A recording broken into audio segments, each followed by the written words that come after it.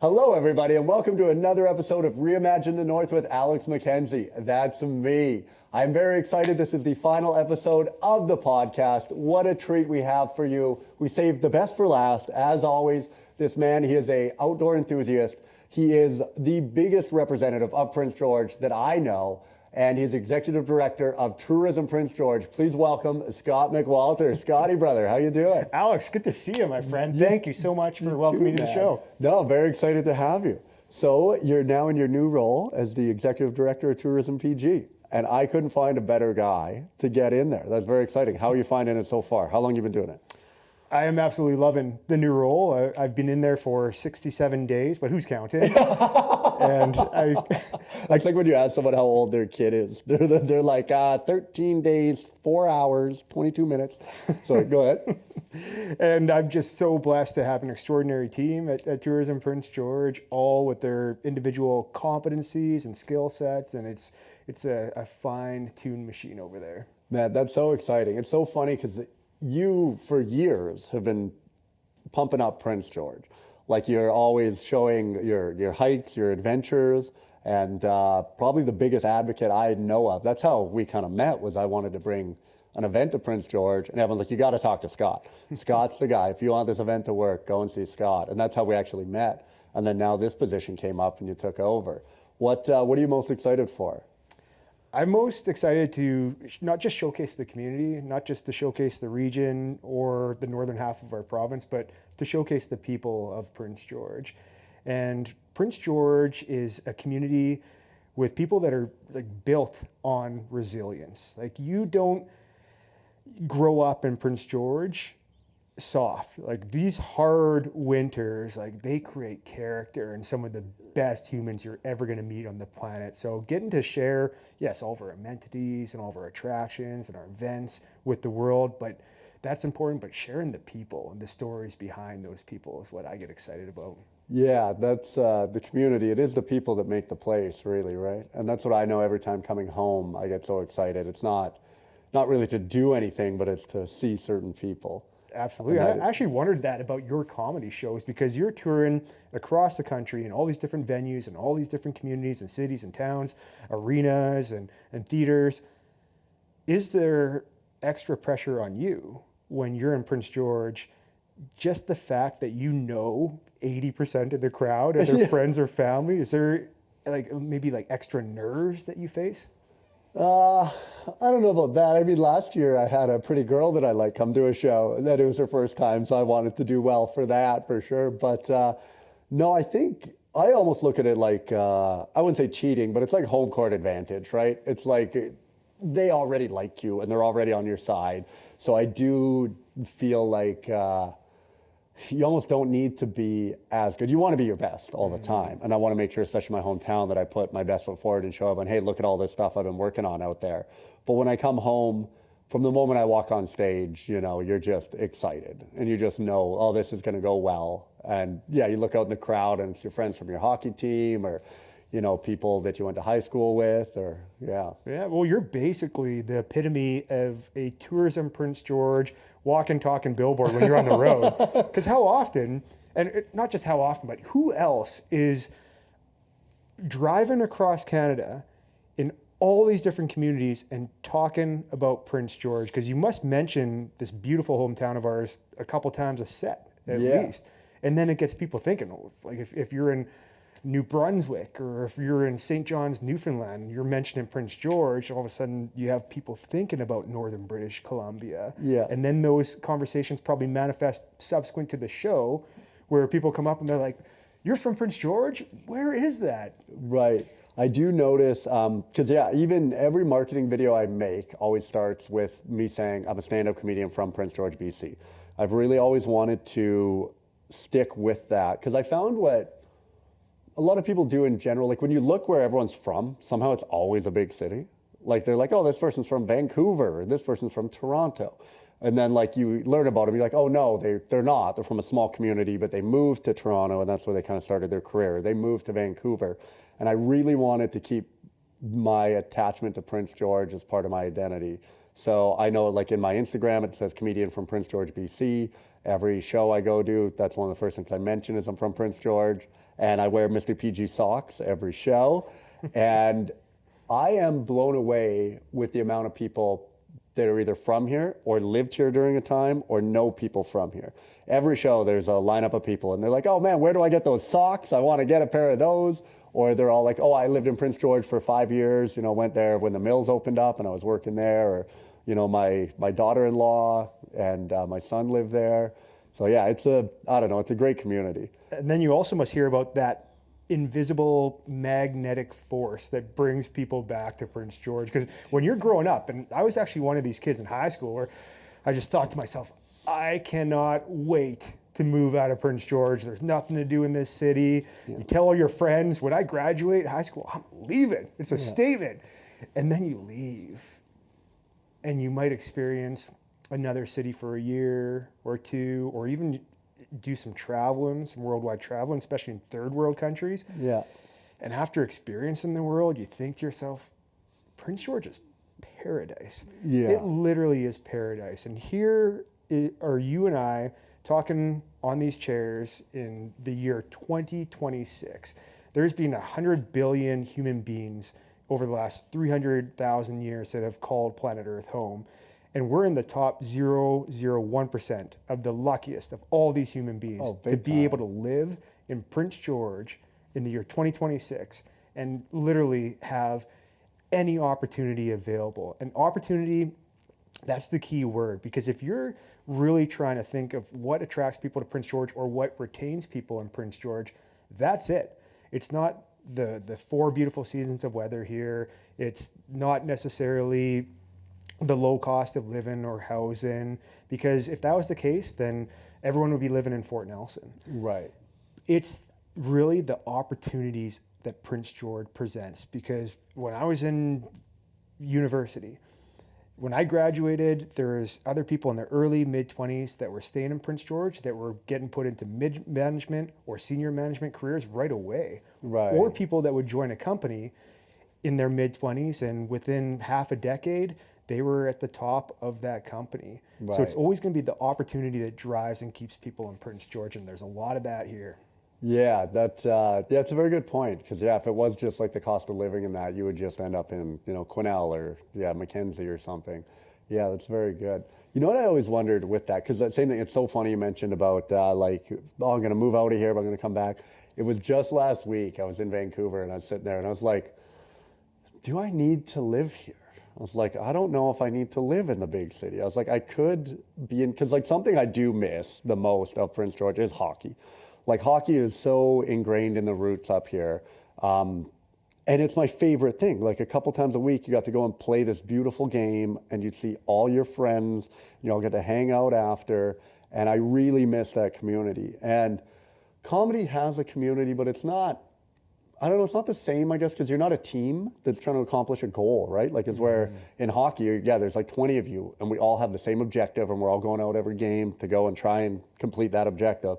Is where comedy, it's very individualistic. So you'll see people and kind of hang out for a bit, but people also are doing so many spots that you'll see them for a bit for 10 minutes after a show and they're like, hey man, I got to run. And then they're out. Is where here, I really was thinking about it. I was like, well, how often do I need to, I'm touring so much and doing so many shows on weekends anyway. I don't know if I need to be at the clubs during the weekdays every night, that I'm like, I could probably live here and be around all my friends again. And it's just funny you mentioned that. And I always wonder, I heard the thing about the magnetic pull of Prince George, but do you think that is that here? Is that everyone's hometown? Because I'm trying to think, the reason why, I said, is hockey and my friends. And is it just that you make those core friends when you're young and it's hard to build those kind of relationships later in life? I think one of the biggest and most fundamentally sustainable goals a person can have in life, or competitive advantages, is to be surrounded by family and friends. Yeah. And that the likelihood of that happening, it's going to be your hometown, because if it's somewhere that you grew up, went to elementary school, went to high school, went to college, university, there's chances are you met a substantial amount of people at school and through playing sports that are all going to be congregated in that one area that you spent the majority of your life in. To try to replicate that, say if you move somewhere in your 30s or 40s, not easy. Right. So I think that having that core group of friends and family, and let's face it, like life is about connections, and you're going to connect the most with the people you're closest with. Right. And that's typically going to be in your hometown.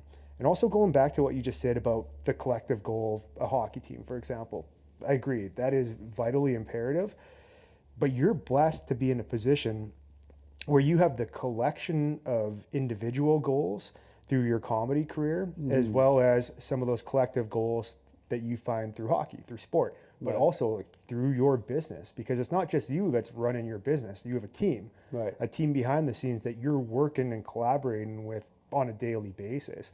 And that goes for anybody in life. Like you want to have that nice collection of individual goals that you're striving for in life, but also the goals where there's the power and unity and teamwork, where you're working with a group of people to trying to obtain those goals. Yeah, that's very true. I did find with the one nice thing about comedy is it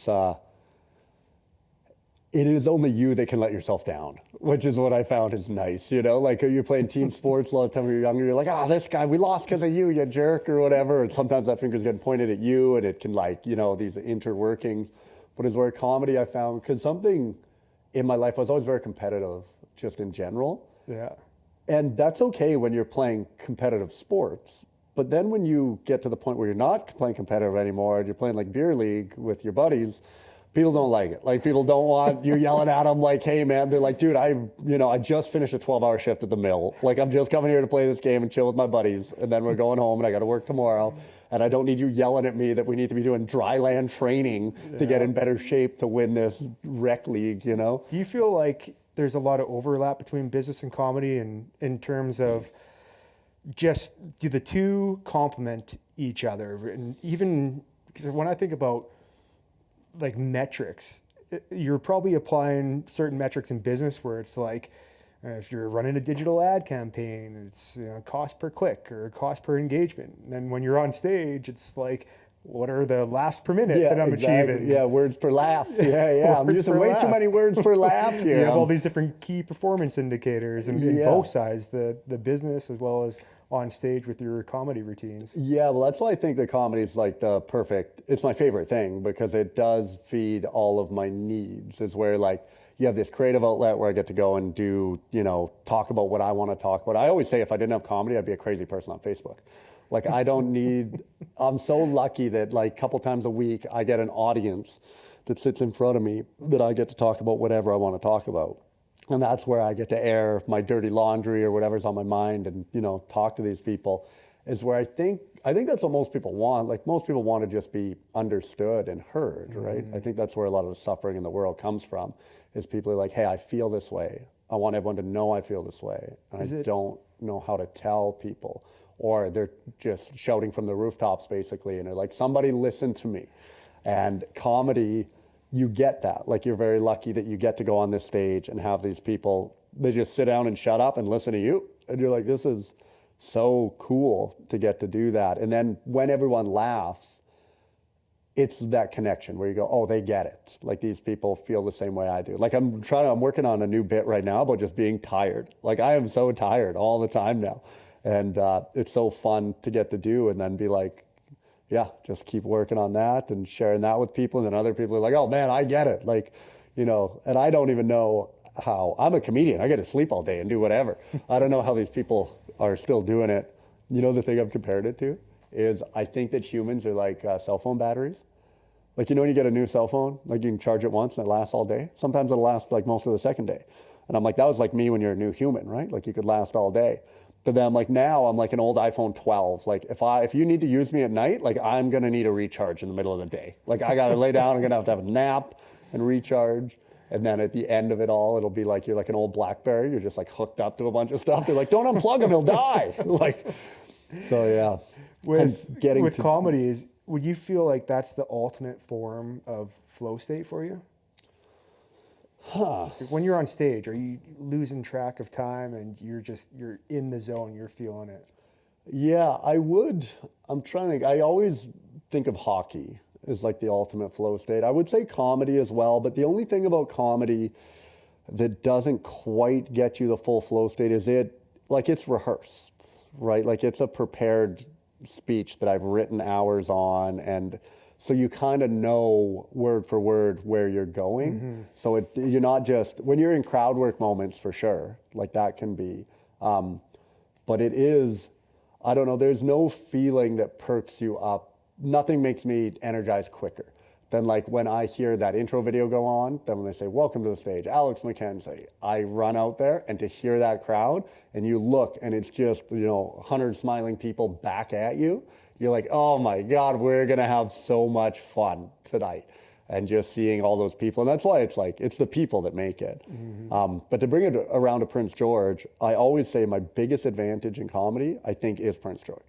Because I think it's the perfect size, because it's small enough that everyone feels like they know you or have a connection to you. Like almost everywhere I go, someone's like, in Prince George, they're like, oh, Alex Mackenzie, I went to school with him, I played hockey with him. Or they're like, oh, my son's friend is friends of his, or like it's a friend of a friend, or dated someone's daughter or something. Like you just have so many of these connections where everyone knows you kind of through proxy. And that's why people of Prince George have the reputation of being so nice. It's because there's not even that 6 degree of separation. It's like 1.5. Right. So if you meet a stranger at the grocery store or at Pine Center Mall, wherever it might be, you're probably going to be nice to that stranger because you most likely know 150 of the same people. Yeah, exactly. Yeah. I look at our current careers, comparing the two of them, Alex, and we're both selling experiences. Right. And I'm selling the experience of visiting and or living in Prince George, and you're selling the experience of not just a purchased seat in a venue to be entertained, but you're purchasing a night out with friends or your significant other. You're purchasing a solid 2 hours of laughter. You're selling the ability to forget about everything else that's happening in the world, right, and just be locked in on stage in your own like consumer type flow state and enjoying the laughter that your team and you provide, not just in Prince George, but across the country and beyond. Yeah, that's where a lot of the time, people say you have to find purpose and meaning in what you're doing. And a lot of the time I lose sight of that. I go, oh, what am I doing? I'm a jester, I'm like, oh, just driving around. You're like a clown. And it feels like it has no meaning. But then when you go and do the shows and you talk to people after the shows and you realize the experience you gave them, and there's, nice you meet some people that they've had some bad luck or some really rough stuff, and then they come to your show, and the way they thank you and just talk about how like, oh man, this has been the best day that I've had in the last few months. It's been like family members dying, or just they got diagnosed with some sort of illness and stuff. And then you hear that, and then the inspiration piece as well, of people are like, man, I want to do something, like I want to chase a dream.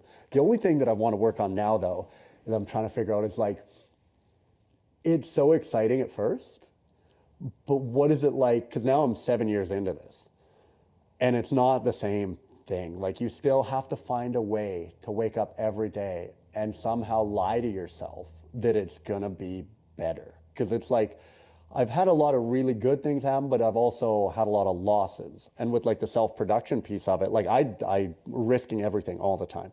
Like I don't have a house, I don't have a partner, your relationships suffer because you're constantly moving. And it's been 7 years. I thought I would have found a girlfriend by now. I travel to every different corner of this planet, all the way to Australia and back. And you're meeting so many people, but because you're constantly moving, you can never build that intimate relationship. And then I also don't have a permanent residence, so you're constantly moving. And you have to keep telling yourself, well, the shows are gonna get better. We're gonna make enough money to eventually get a home again, and you'll have a home base, and then you can, have a family. And because I think that's what it's all about. I really want to have a family. And you couldn't do what you're doing right now without a superior belief system. Yeah. And that superior belief system, that could change by the day. There could be days where you remind yourself, yeah, I'm Alex Mackenzie and I'm killing it as a comedian across the country. Let's go. Then there's other days where maybe that internal dialogue is just a little different and on the negative side. Well, and you know what dictates that I really don't like? I was talking to Jeff about it before the show, was ticket sales. So you're, so much of your mood is dictated directly by these ticket sales, and somehow you have to separate your self-worth from that. Like, you know, but it's hard because it feeds your ego. Like to open this tour, we had 2 sold out shows, and you're like, oh my God, this is it. We're back, we're doing it. This is going to be your year where you just absolutely crush it, and you're riding a high. And I wouldn't say it goes to your head that you like, I don't get any sense of like empowerment over others. Like I don't think like, oh, look how good I am, I'm so much better than others, but I just go, oh, like I am doing great. Like I am so good at this and we're getting there. But then this weekend I have one of the worst shows I've had coming up probably in the last 3 or 4 years. I'm going to Ottawa, rented like a 900 seat theater. We've sold like 70 tickets. It is awful. Like it is so low that it's going to be like a ghost town in this giant theater, and you're losing a ton of money. You worry about the show because you go like, when it's a small crowd, it's like people are going to be scattered throughout the venue, and like, how do you get them all in unity? You got to try to get everyone to sit together up front. Be like, can we all bring it in and let's do that? But then you look at that and you go, oh man, maybe this is it. Like you're on the decline, you're not going, and that difference is only a few weeks, right? The tour just started a few weeks ago, and you're like, oh, we're on fire. And then now to go to this and be like, oh, it's falling apart. And you have to find a way to like, just believe that somehow in the future, the dots are going to connect and it's all going to work out. There's the psychology behind the negativity bias is real too, because this Ottawa show, that's probably occupying your mind more than the past 10 shows that you did where you just knocked it out of the park. Right. Because it's easy for the mind to focus on that and thinking, whoa, is this where I've come? Like, I'm thinking about this sunk cost fallacy now. I've put all my life into this for the last 8+ years. And now I get this Ottawa show where I can only sell 70 tickets. But you have to remember that that's just a blip. That's just a blip in the entire journey.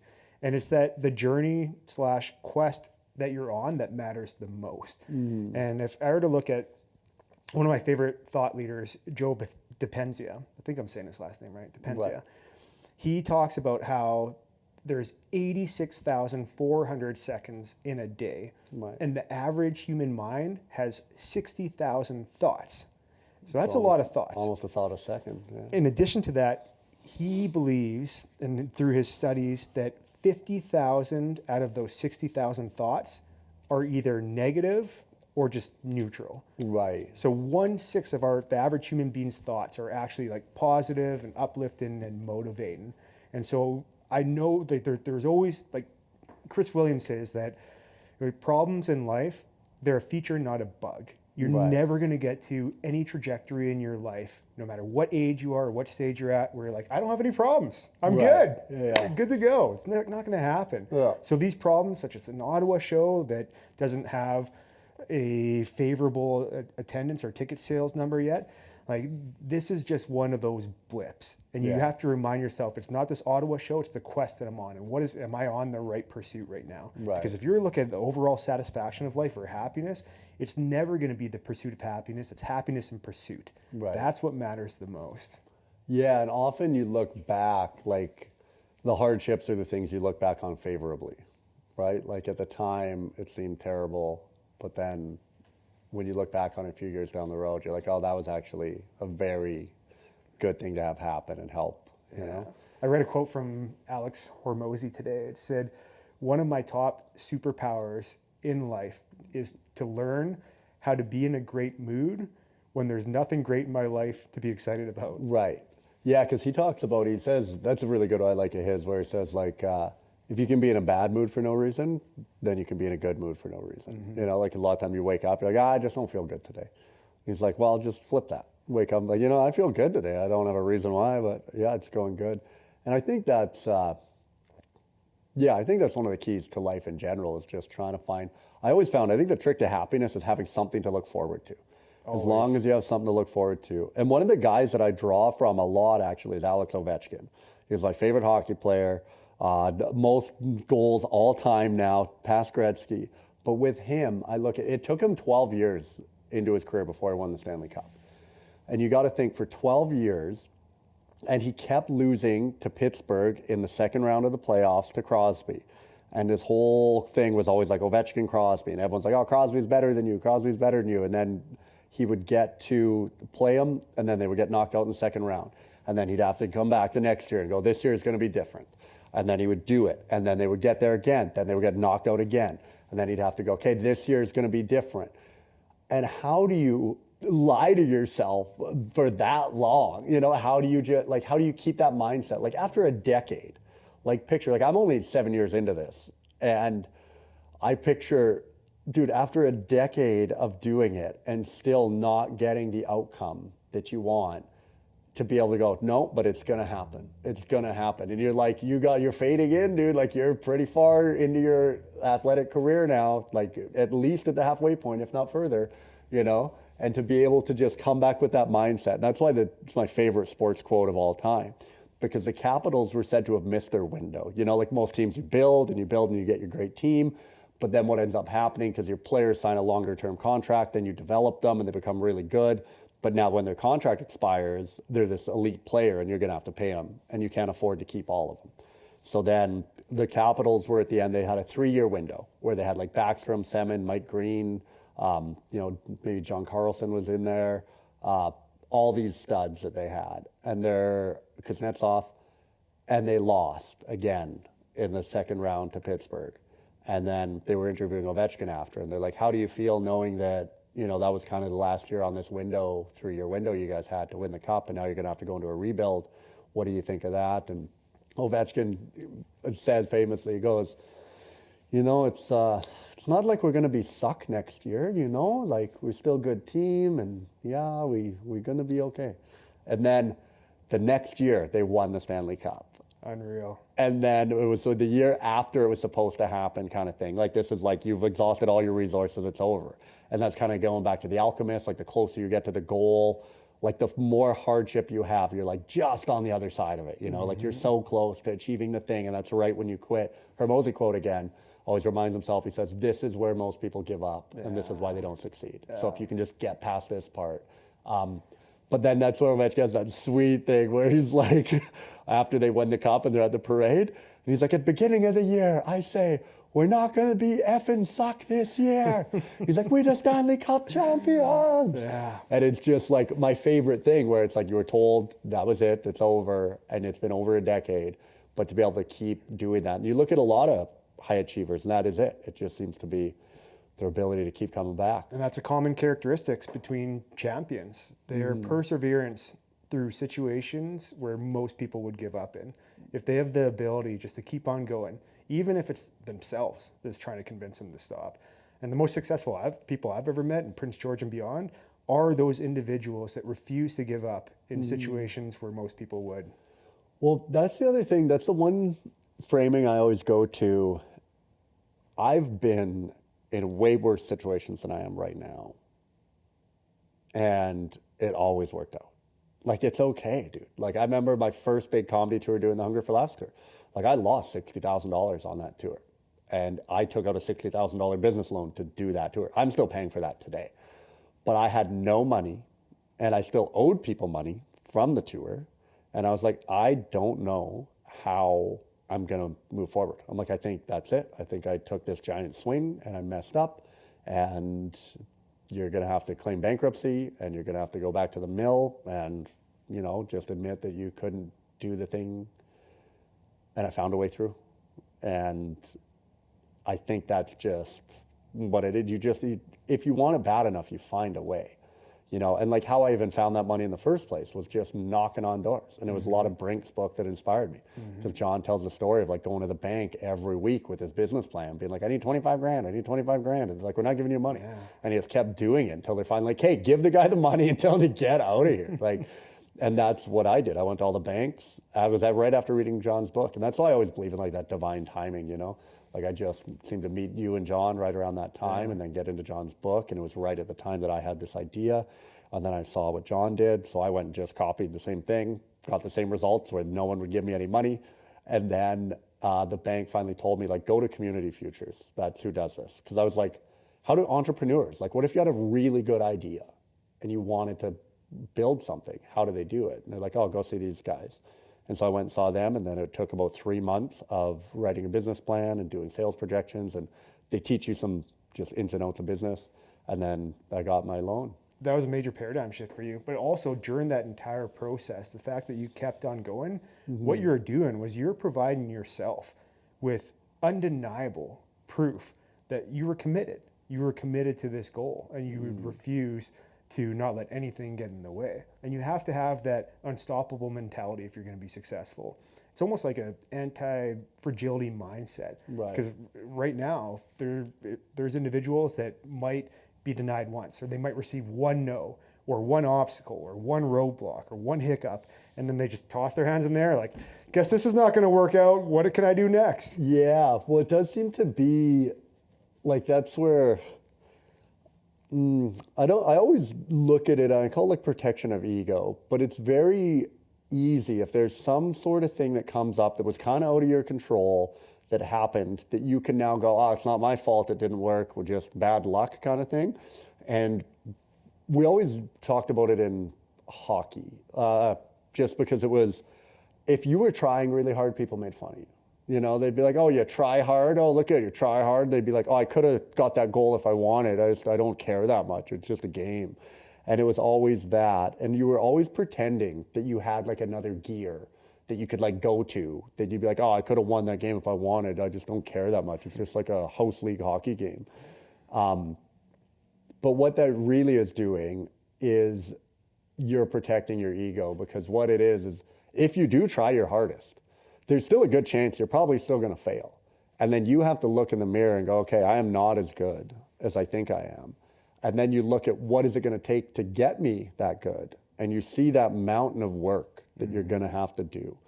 And you're like, oh my God, I'm going to have to, start going to the gym. I'm going to have to start watching the game. I'm going to have to start training harder, watching what I eat, really practicing, and like put all these other things in my life on the side to do that. And you go, it's easier to just not try, and then I can tell myself I could do it if I wanted. Because that was like the number one thing in hockey. I remember everyone's like, I could have made it to the NHL. I just didn't care to do it that much, And that was always the thing. Like once we turned 16, every kid said that, They're like, I could have made it. I just don't care that much. Yeah. And then we all started getting regular jobs, and you're like, oh, wish I would have cared a little bit more. It would have been pretty sweet to be flying around playing hockey, dude. Well, one thing I admire about you, Alex, is the fact that, and this makes me think about this podcast I was listening to on the weekend with Rich Roll. Okay. I think he's done over 800 episodes now. And so his guest, who asked him a couple questions, like, what is one common characteristic of all the guests that you've had on who have had the most fulfillment in life, that just felt the most satisfied? I like that word. I think fulfillment is better than success. Yeah, fulfillment. Yeah, it's definitely more powerful when you think about the grand scope of things.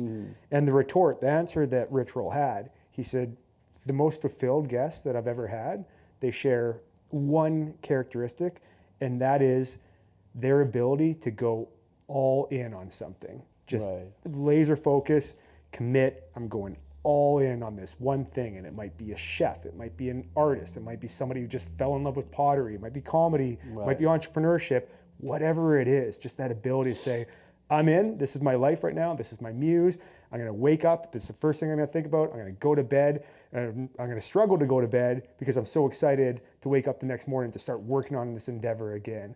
And you found that in your comedy. Yeah, you definitely, I go through moments of that because, I remember when I was first doing it and building tours and putting it together, like you couldn't sleep. I remember there were times I'd wake up and I'd see it was only 3 a.m. and I was like, dude, you can't get up yet. You got to sleep. And then I'd be like, I'm getting up. I have energy. I feel it. Like, let's do it. I just start building my website and doing stuff. But then again, I'm at a weird point right now. Like it's hard. Like I've noted, I don't know if you know it, but I haven't been putting my monthly goals online for the last couple months. I was going to ask about that. Where are these February, January goals, my friend? Dude, I am slipping. I am at a point, I haven't felt this in a long time. I'm really, really struggling to have the motivation to do anything. And that was your accountability too. Yeah. Like going public with your goals. Yeah. Yeah. And I just stopped at the last little bit here, and I don't know. There's one thing I was telling Jeff about before. This new video game came out. It's ruining my life. It is absolutely destroying me. I have played. We just did the math on it. I'm averaging 6 hours a day right now. I bought it December 17th, and I've played 240 hours, and it's February 3rd today. Like, I can't stop. 230? Huh? 230? 240. 240, 240 hours. Yeah, in just over a month. Like, I can't stop playing this stupid video game. Well, first of all, that's impressive. I know, impressive right? dedication. I know. But it's the opportunity cost. Like, But, what could you have done at that time? I know. That's what you always think about, right? Is where I'm like, oh, imagine if I put that into my comedy, 240 hours, like lights out, But it's so hard.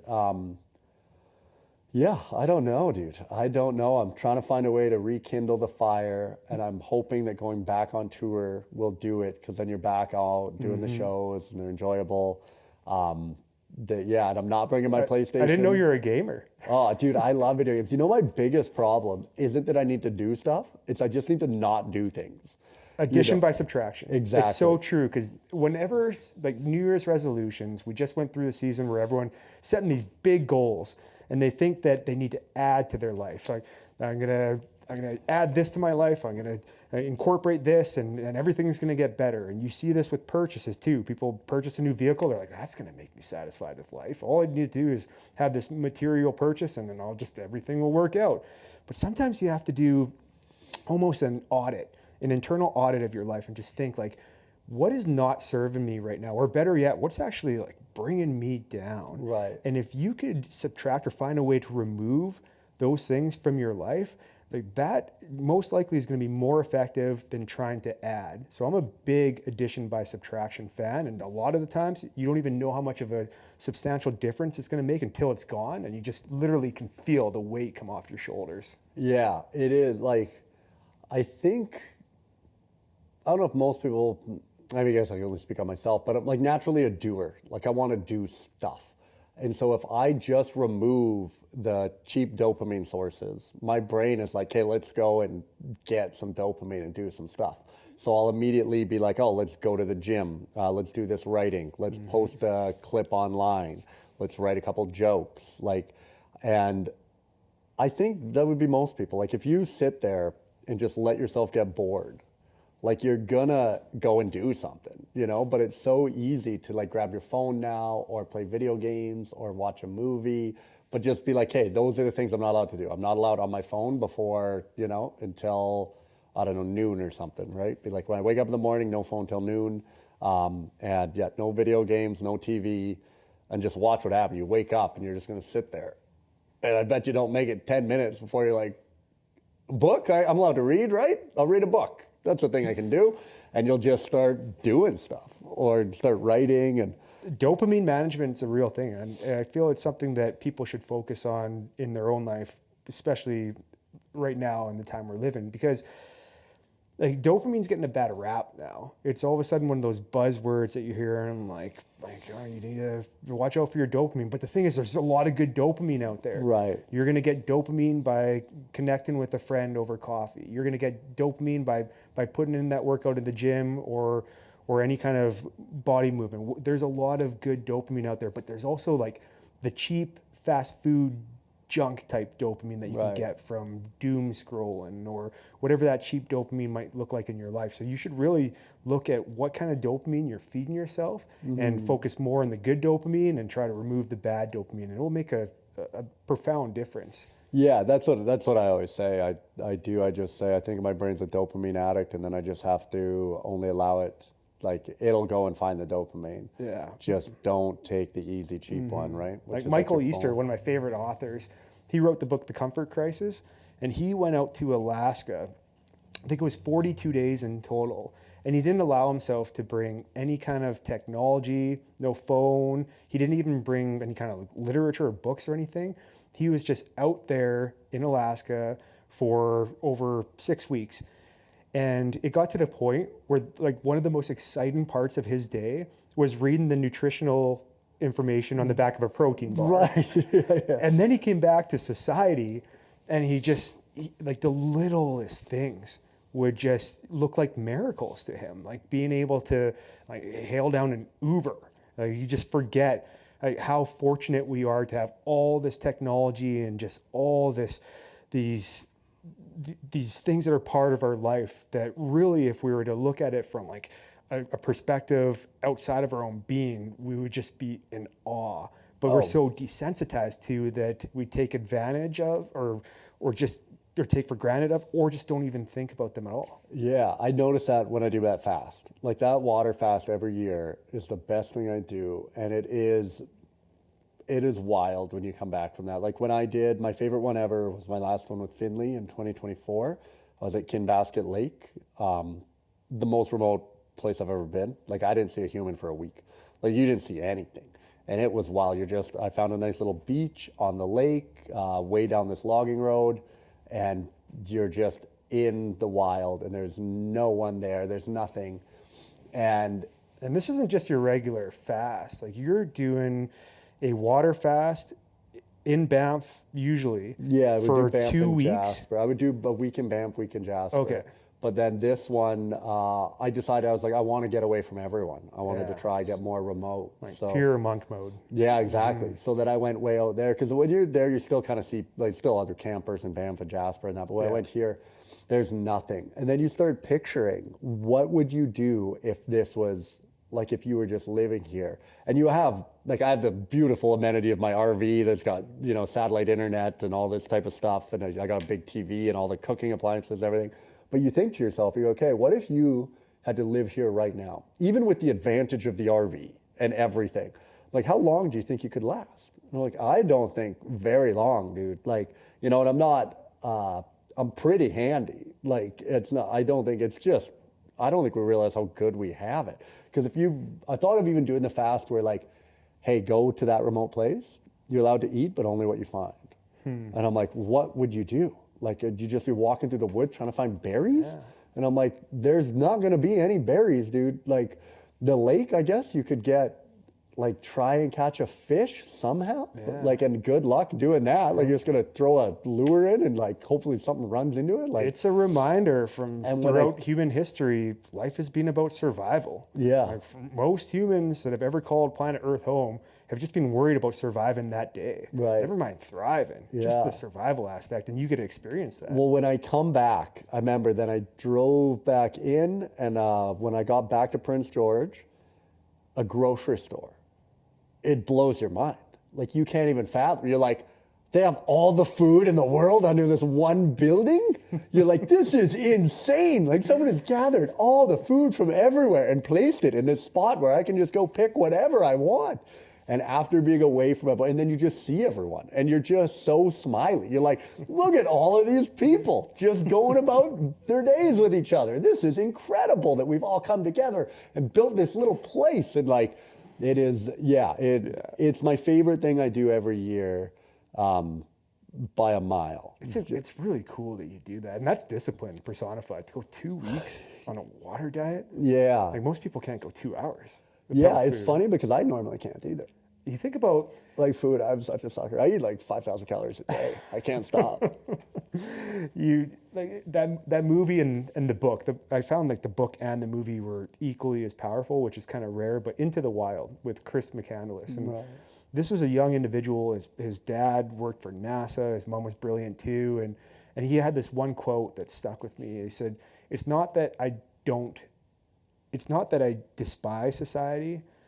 I just don't want to play that game. Right. And that's when he decided to hitchhike up to Alaska and had some adventures on the way. And then he just backpacking into the middle of Alaska and found an old school bus and decided just to write in his journal and read books there. And it ultimately, like, spoiler alert, led to his death. Right. But in the book, they get more into his writing. He got attacked by a bear, right? Yeah, there was a bear attack, but then he ate some berries that he thought. Was there a bear attack or no? Or not a bear attack. I don't know. There wasn't. I'm always thinking of the guy who lived with the bear. That's the Mandela effect, where like a bear attack has probably been associated with that story so much you just think it's true. I don't know, because I thought there was a guy who went to, this is probably a completely different guy, the one who went and lived with the polar bears, but then they ate him or something. Yeah. Anyway, sorry. For tourism purposes, maybe we'll say that was far away from Prince George. Yes, that was very that did not happen it didn't happen in our here. region, Prince George. Our bears, you can be Our friends with bears them. are super friendly. Yeah, but still, don't test them on that. They said we could pet the bears. I heard it. The executive director of Tourism Prince George said the bears are friendly. So we went in, and next thing you know, I'm missing an arm. Sorry, the guy ate what? He ate berries? Yeah. See, that's like us away from those Yeah, bears. he thought they were not poisonous, and it turns out they were. But let's go back to the wildlife, because that's actually one of the main attractions that we do have up north. And when I first saw that, ostensibly, I was working at UMBC at the time, and I remember we had some exchange students. There's two things that made them go absolutely wild. The first was seeing wildlife on campus, because we'd get moose on campus, and we'd get deer and the odd bear here and there up on Cranbrook Hill. And just to be able to see their eyes go wide in excitement, and they're snapping pictures, and they can't wait to send them back home. It was like it was like you were brought back to this moment of why Prince George is special. It's just that perfect reminder, and vicariously living it through their eyes. And the second one was snow, because there's a lot of people in this world that have never seen snow before. Yeah. And they come to Prince George, and that first snowfall for them, it's magic. It really is. Yeah. And if you can incorporate the Northern Lights somehow into that Prince George experience, like that's the trifecta that people are going to be telling others about. And that's what we need in Prince George in terms of destination development. We need people to have a great experience in the city, because word of mouth marketing, you're in business, you're in marketing, you know that's going to be the most powerful. You put on a good show, everyone that attended your show are going to be telling their friends, their family, and the next city even, they're going to say, you have to see, you do a show in Penticton.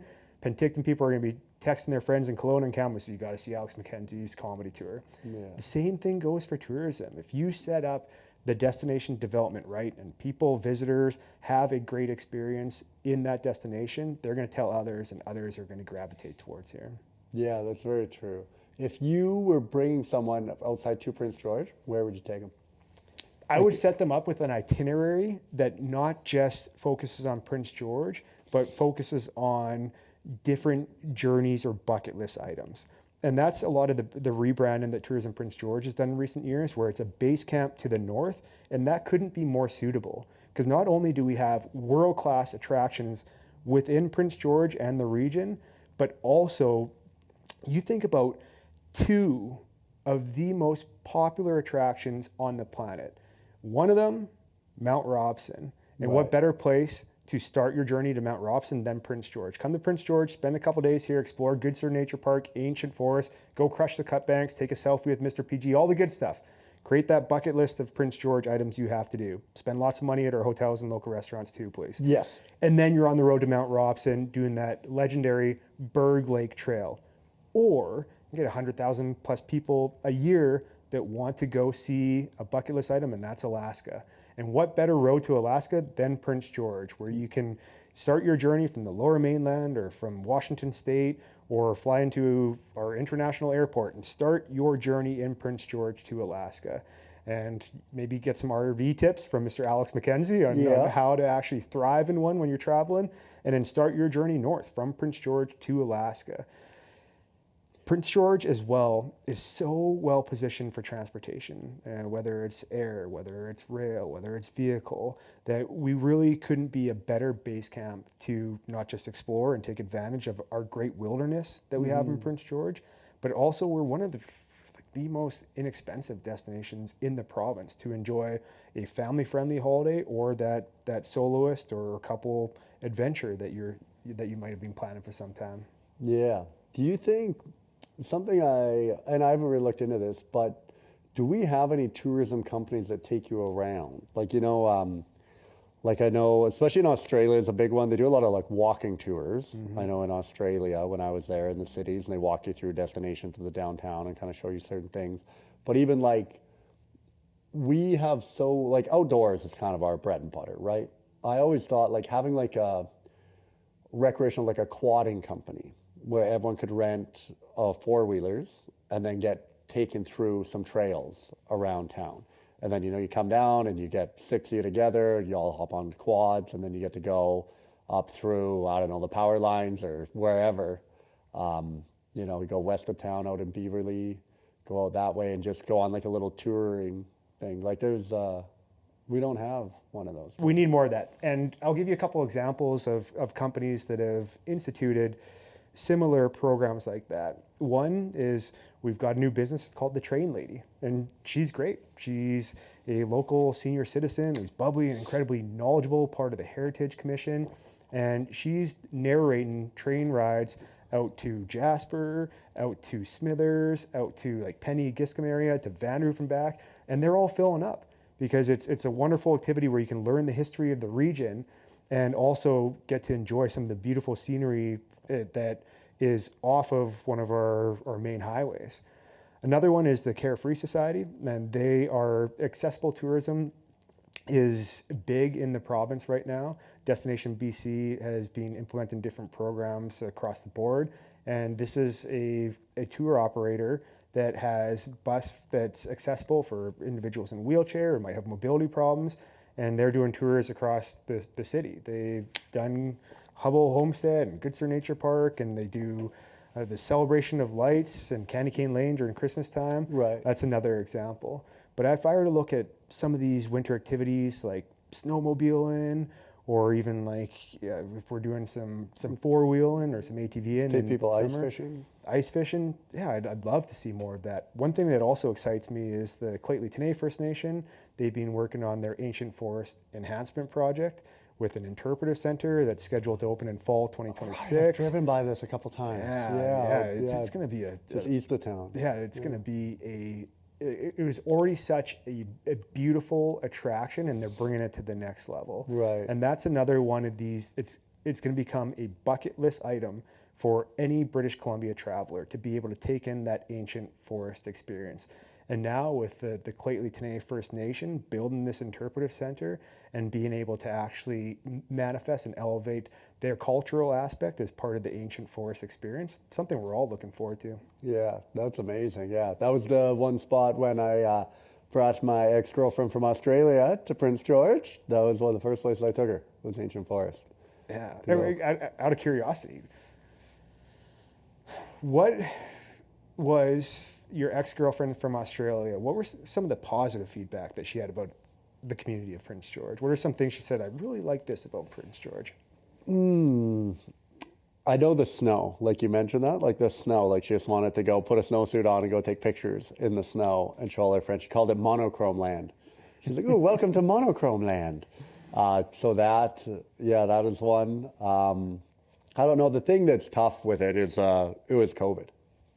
Right, so this was like this would have been December of 2020, December of 2020 is when she came here. So it was still like COVID rules. We're pretty much just, locked in my parents' basement, hanging out there for the month. So the Ancient Forest was one of the only ones. But yeah, just the only one I can think of that stands out is the snow. I was just really excited to go and see that. To think about the fact that was just half a decade ago, where it was like illegal to go hiking. Like that's another reminder of like how fortunate we are just to have so many things available, readily available in Prince George to take advantage of. And one of the things that's a benefit is the space aspect. Right. Because if you're heading out to any local park or any hike, there's not going to be 1,000 other people that you're sharing trails with. It's not uncommon to go to one of our most popular trails in Prince George and have it to yourself. Right. And you might head down to Cottonwood Island and go check out some of Elmer Gunderson's legendary tree carvings, and there might only be a few other people on the trail. You know what I love after coming from the big city? Parking. Yeah. Just you're parking close to where you're going all the time. A lot of the time, like in the big city, you have to find a parkade, and then it's still like a 15 or 20 minute walk to the restaurant that you want to get to from where you're parking. Or then you're like trying to find a good spot close to it, and that takes you longer than it would have been to park 20 minutes away and walk, Yeah, and you're like 100%. Yeah. And then another thing that's so fascinatingly brilliant is the amount of passionate individuals that we have in Prince George that want to create experiences for other people, whether they're visitors or residents. And Kimberly Kenyon, a previous guest that you had on here, here's this individual who's just an incredible stand-up paddleboarder, but takes it next level by going throughout all 4 seasons. So she's paddleboarding the Crooked River in the middle of winter. Yeah. But during the summertime, she's taking groups out who have never been stand-up paddleboarding before, whether it's on a river or a lake, and she's just creating these unique experiences. And so we need more people like Kimberly that are in a position where they found their passion, they found their flow state, and then they want to share that gift with the world. Yeah. Well, I think that's a good place to wrap it. What do you think? Absolutely. And before we wrap up, I think it's important that we just acknowledge a guest that you had 2 episodes ago with Christine Bowman, who recently lost her life to cancer, and just such a phenomenal human being. Man, I feel I'm so blessed to get to have spent that hour with Christine in here. Yeah. And when I saw her come in, like even the condition she was in, and still willing to come here and talk, and you just see the strength of that woman. It was pretty incredible, man. Yeah, the quintessential strength that she has is, and I remember that morning as well, because Jeff and myself were here in the studio, and the 2 of you had such a great connection. But for her to be able to actually make that podcast recording, she had to switch around her schedule with some hospital visits and be able to still accommodate that podcast recording because it was important for her. But it's because she said she was going to do it. And that's integrity right there. When you say you're going to do something and you follow through, that's the kind of person she was. Yeah, well, if there's any opportunity to get out of that, she has, a full green light to not have to come and do it. She still did. And Yeah.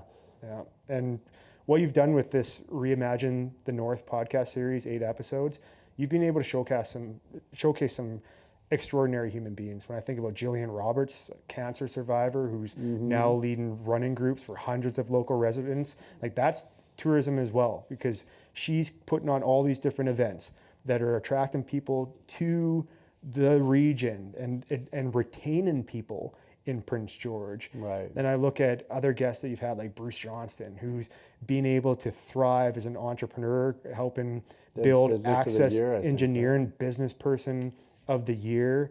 And then you have Michelle, who comes on here and is talking about how she believes in the downtown of Prince George. She believes in the revitalization of it. And she has her business that's thriving on 3rd Avenue. I think about just Colin Carson, the CEO of Tourism Prince George at the time, who was your first guest here, and for this to come full circle. Yeah. And just John Brink, who showed up in Prince George with $25.47 in his pocket in 1965, and has been in business for over 60 years and just still at 85 years old going. Like, these are individuals that have all sat in this chair and have felt inspired by your story. So if there's anything that I want you to take away from today and this entire series, is that what you're doing is inspiring others. And never forget that, Alex. Thanks, Scotty. I appreciate it, man. And before we go, though, just know that Scotty made every one of these episodes happen. So he was the producer. You lined up every one of those guests, man. And you helped put all this whole thing together. So without you, wouldn't be here either. Well, good energy attracts good energy, and good people does the same thing. So what is that game recognizes game? Yeah, there you go. Yeah, that's a good bro one to go out on. Good stuff, awesome. Alex. Well, thanks, Scotty. Thank you, sir. Appreciated it. Awesome. Take care.